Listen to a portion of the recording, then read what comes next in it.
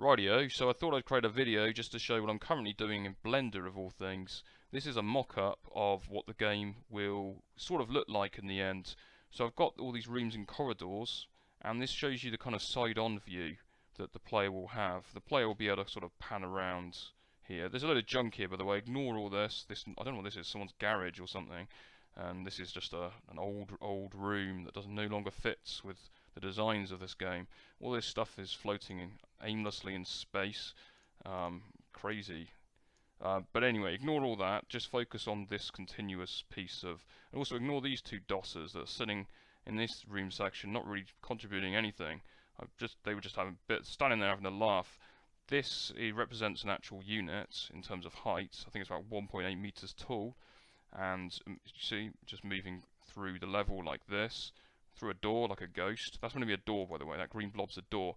So I'm not actually trying to make detailed 3D models of all these rooms and corridors. What I'm trying to do is get a figure, or figure out the sizes, like widths and heights, so that the rooms will be able to be stitched together. So the sizes are important, because if I want to have a ladder that goes up here, I need corridors that will fit exactly without leaving a gap in between. So I'm looking at different floor types. I'm also looking at perspective and what it affects. For example, if the player pans all the way to the right, you can see that this middle ladder section is now obscured. You can't see a unit. If there was a unit, well, let's do this. Let's have this little unit moving along and go, right, time to climb this ladder. Now, if the player pans off to the left, oh, actually, the player can just about see the unit. Imagine the unit wasn't, no offense to the cyan cube, or cuboid, imagine it had lost a bit of weight. Let me try and, well, I can't actually push it in, but imagine that you couldn't see it. That's a bit of an issue. So there's workarounds for that. Or I could actually design this room a bit better, this ladder a bit better.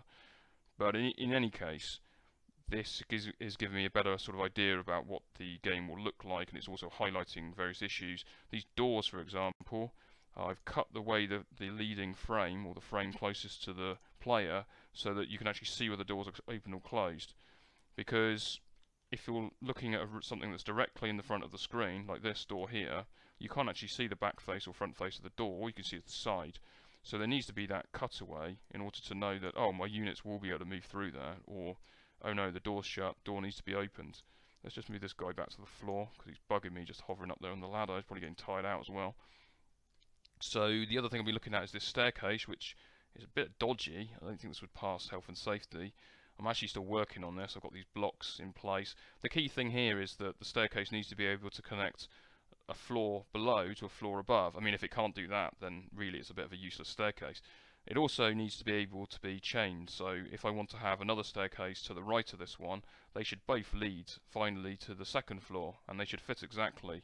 And all the properties of being able to put corridors in between without gaps should apply. So I'm trying to get these sizes right. I've actually looked up like standard heights for corridors.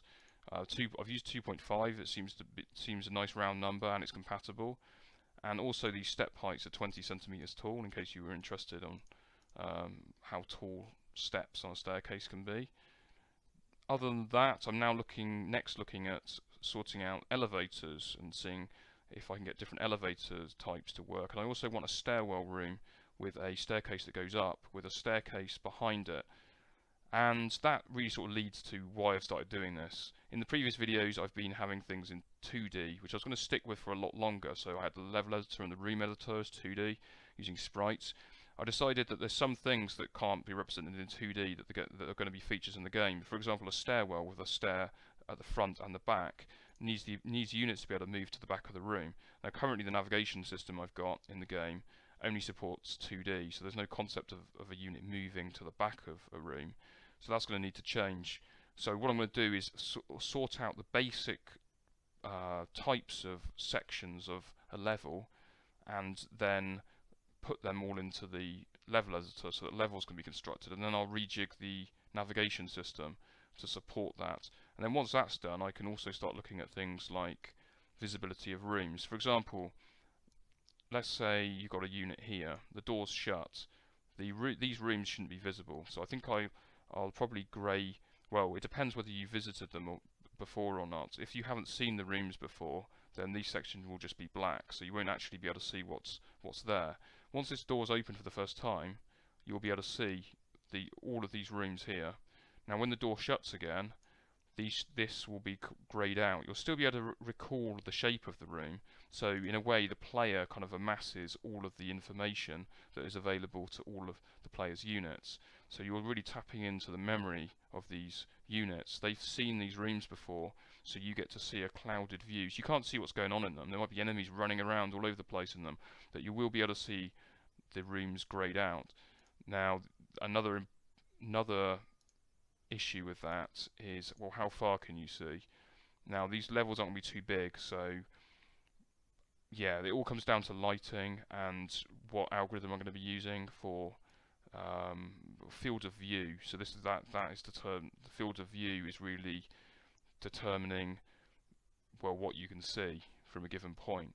Now if your unit was up the stairs like here, really they shouldn't be able to see into this room. I mean, that's about eye height. It's how accurate do you want to be versus performance. So I'm going to be looking at that, but then that's for a long time, so I shouldn't really be talking about that at the moment. For now though, that's it. Thank you for watching.